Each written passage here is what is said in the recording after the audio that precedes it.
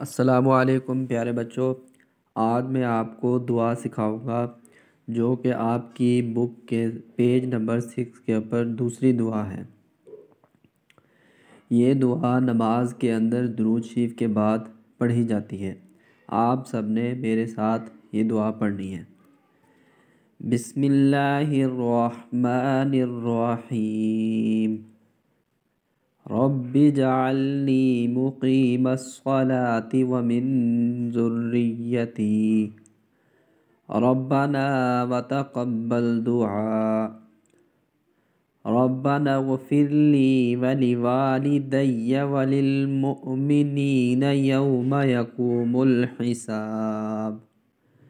ترجمہ: اے میرے رب، مجھے نماز کا قائم کرنے والا رکھ اور کچھ میری اولاد کو۔